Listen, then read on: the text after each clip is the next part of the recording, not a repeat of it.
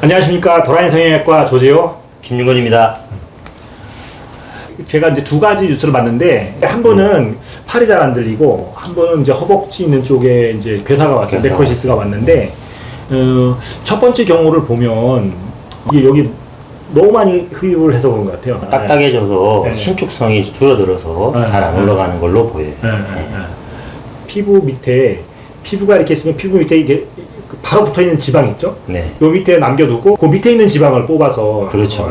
뽑는데 요 피부에 딱 달라붙어 있는 요 지방을 너무 지나치게 많이 뽑아서 이제 생기는 거거든요. 그러면은 이제 이 피부가 이제 강하게 이렇게 막 상처처럼 이렇게 수축해서 그런 현상이 생겨요.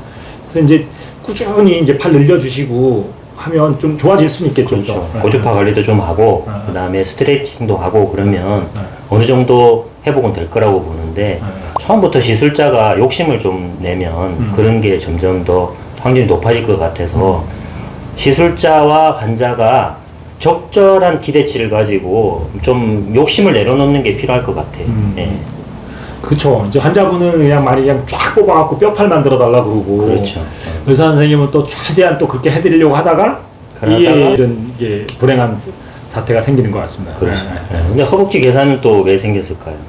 저것도 사실은 허벅지 괴사도 일단은 이제 표피층에 흡입을 많이 한 경우도 많이 생기고 했고, 낮은 층에 흡입을 많이 한 경우도 생기고 또 하나는 우리가 허벅지 리프팅 할 때 리프팅 하면서 탄력 더 생기라고 뭐 고주파나 레이저나 뭐 이런 거 쓰지 않습니까? 근데 그거를 좀 과도하게 쓰셨다든지 아니면 환자 체질이 거기에 예민했다든지 뭐 그런 거 아닐까요?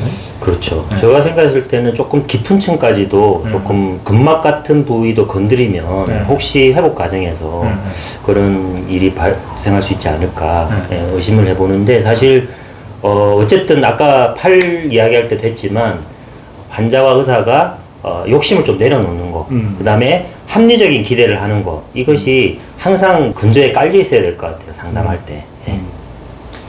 그리고 이렇게 괴사가 오면은 초기에 이제 빠르게 회복할 수 있는 여러 가지 도움들이 되는 것들 있잖아요. 뭐 줄기세포를 쓴다든지, 그렇죠. 우리 뭐 인체 유래 성장인자도 쓰고, 그래서 이제 할 수 있는 걸 빨리빨리 또 놓치지 않고 하는 게 또 필요할 것 같아요. 어쨌든 저기 언론에 난 그 환자분들 잘 회복되길 바라겠습니다. 네. 그러면 그런 부작용을 최소화하려면 어떻게 흡입을 접근하는 게 좋을까요? 그 지방 흡입의 대부분의 부작용은요, 아까 원장님 말씀하신 거랑 똑같아요. 환자가 크게 기대하고, 그렇죠. 그다음에 선생님은 거기에 대해서 정확하게 조절을 하고 판단을 해야 되는데 경험이 많지 않은 선생님은 그게 쉽지가 않아요. 그래서 그 환자의 기대에 최대한 부응하려고 노력하시다 보면 무리하게 많이 뽑게 됩니다. 그래서 대부분의 부작용은 거기서 와요. 또 지방흡입할 때 그 이제 열이 발생되는 기구를 사용하는 경우들이 있어요. 이제 초음파도 그렇고, 그다음에 레이저도 그렇고, 고주파도 그렇고, 이제 리프팅용으로 쓰거든요. 그래서 이제 피부가 탄력이 더 생기게 하는 그런 치료인데 이거를 적정하게 사용 못하면은 이제 화상 입거나 이렇게 되는 경우들도 있어요. 네. 원장님 철학처럼 항상 그 우리가 과요불급이라고 지나치게 많이 뽑아놓으면 복원하기가 쉽지 않은데 우리가 가장 그 효과적인 최대한을 뽑고 사실 좀 미흡하면 어떻게 해야 되죠? 저는 이렇게 생각을 해요. 아까도 말씀드렸다시피 한 사람한테서 뽑을 수 있는 지방량은 정해져 있다 제가 이렇게 말씀드렸잖아요. 그 맥시멈을 뽑습니다 항상. 하지만 안전한 범위 안에서의 맥시멈을 뽑아요. 그런데 이제 어쨌든 이 수술 사람이 하는 거잖아요. 그렇죠. 조금 조금 남을 수도 있는 거예요.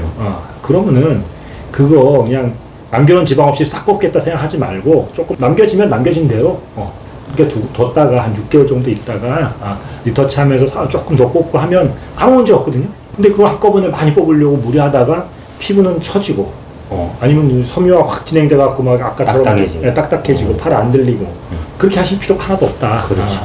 이렇게 생각을 하는 겁니다.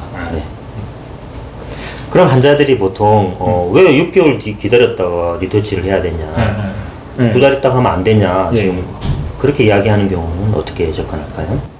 우리가 수술을 하고 나서 상처가 낫기 위해서 유착이 생깁니다. 여기를 이렇게 절개하고 난 다음에 상처가 이렇게 붙잖아요, 이렇게. 그냥은 안 붙어요, 절대로. 근데 그럼 흡입을 하고 나서도 이 밑에 유착이 생겨야지 이게 붙겠죠. 그러면 유착이 단단하게 생겼다가 초기에 이게 시간이 지나면서 일정 정도 이상 부드러워지거든요. 부드러워지는데 걸리는 시간이 최소 시간이 보통 6개월 정도 걸려요. 그리고 한 3개월, 4개월째가 이 안에 유착이 가장 단단합니다. 그래서 이때 수술 못해요. 어떤 부분은 할 수 있죠. 근데 수술해보면 한 50% 정도가 아예 관이 들어가질 않아. 그래서 수술 자체를 할 수가 없어요. 그래서 6개월을 이제 기다리는 거고, 그것보다 좀 시간을 충분히 더 기다리면 더 부드러워지기 때문에 환자도 또 우리가 수술을 하는 의사도 이점이 많은 겁니다. 그래서 가능하면 6개월 이상 기다렸다가 우리가 리터치를 하든 재수술을 하든 하는 게 거의 정설처럼 돼 있어요. 거의 네. 뭐. 그리고 더 궁금한 거 있으면 가로수길로 오십시오.